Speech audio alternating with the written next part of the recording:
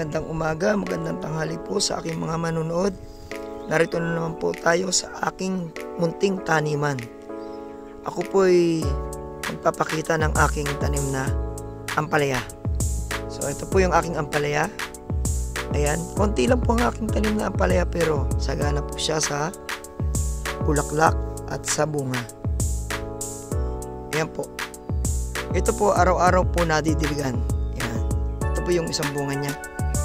Ayan. Siguro maliit pa lang po ito eh. Ayan po. Ganyan pa lang po siya. So marami po siyang bulaklak. At marami din po siyang sanga-sanga. Ayan. Ayan, nagsanga na po siya doon.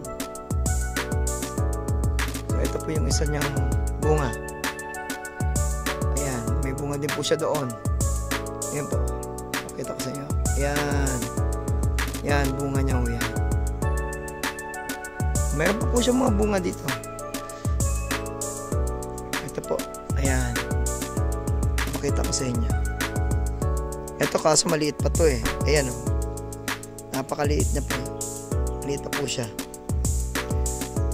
So dito po, mayroon po akong tanim dito na kasabayan ko lang itinanim pero hindi po siya agad-agad na mulaklak at muntik pa nga ho itong mamatay.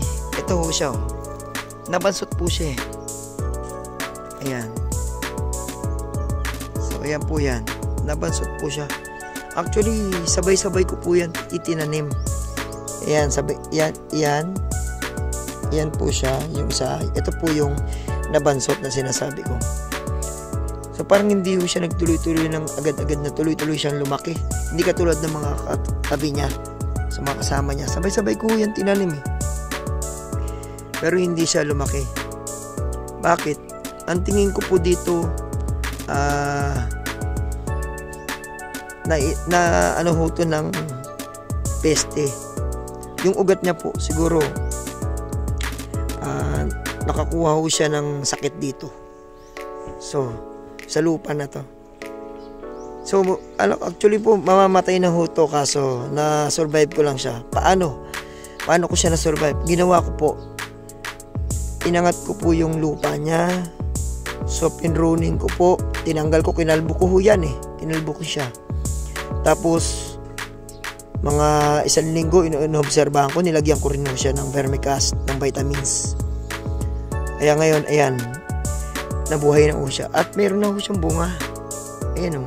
Isa. Karoon din po siya na sarili niyang bunga. Ayan. Iisa nga lang po. Sana madagdagan siya, no? Mamulaklak. Pero tingin ko, plano kong sprayan ito ng FFJ. So, papakita ko po sa inyo yung itong isa. Nagtataka ho ako dito sa isa na to. Kasi, ang tagal na hong bago na bunga. Ito yung sanga niya, oh. Pero sagana siya sa dahon.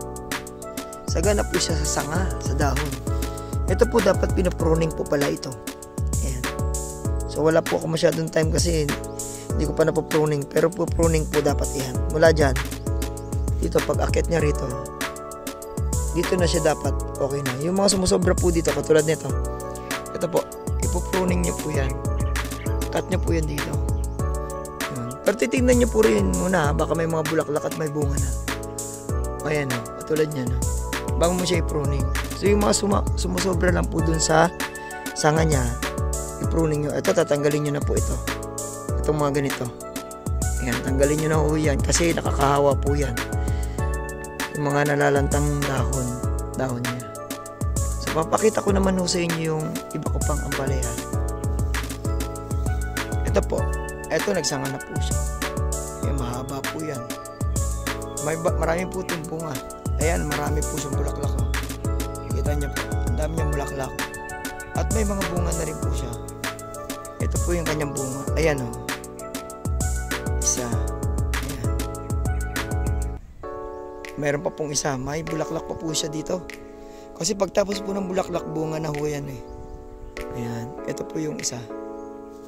Ito. Ayan naman po yung isa. Ayan. Tapos, mayroon pa po rito. Panibago din po. Ito po. Ayan, sumampa na siya. Ayan o. Ayan. Yan din po. Maganda po siya umahaba. Ayusin natin. Para hindi siya masira. Yan. Yan na po siya. So may bulaklak pa uli siya dito. So ano ang paraan para dumami ho yung kanyang bunga? May paraan po sa pagpaparami ng bunga. Ako po, simple lang ho. Pag ako nagtatanim na to. Nung una po nung tinanim ko siya, yung lupa ho, nilagyan ko yan ng fertilizer. So yung yung vermicast ang nilagay ko dyan. So yun po yung nilagay ko talaga dyan, vermicast muna. Tapos binuhagag ko yung lupa niya ng kaunti. So pinaganda ko yung lupa niya bago ko siya tinanim yung punla niya. Ganito na ho siya kalaki yung punla noon nung tinanim ko po siya. So pwede na ho siya mabuhay noon. So marami na ho siyang dahon. Yun. Tapos nung mga 1 linggo, tinuloy-tuloy ko lang po siya. Naglalagay ako ng vermicast. Tapos dinidiligan ko siya araw-araw. Dinidiligan ko yan araw-araw. So kaya lang ngayon, medyo hindi ko siya nadidiligan kasi nga. Pero pag ako ho ay wala. Ang nagdidilig ho rito ay yung kapatid ko, si Shena. At yung aking tatay. Yan, sila ho ang nagdidilig dyan. Ito po, meron pa ho siyang bunga. Ito, malapit na ho ito. Marami na ho ako nakuha dito. Nagulay ko na. Ito po yung isa. Ayan, medyo malaki na ho ito. Mga magto 2 weeks na ho ito. Ayan. So pag ito ho ay namumunga. So pag bago mga 3 weeks kinukuha ko na ho yan. Kasi malaki, ang bilis yan lumaki. Ayan o, laki na. Mga 3 weeks kinukuha ko na ho siya. Yan po, ganun po pag ako ay nagtatanim. So sa umpisa pa lang nag-aabono na ako. So pinapataba ko na yung lupa muna bago ko siya ilagay yung punla niya. So sana po ay tapos pagdating po ng mga susunod 2-3 linggo, lagyan mo siya ng FFJ. Sprayan mo po kada hapon. So fertilizer fruit juice po ang tawag doon. So ganun lang po ang paraan para mabilis po siya mamunga at mamulaklak. So sana po may natutunan po kayo sa pagtatanim ng ampalaya. Patuloy pong mag-subscribe sa aking channel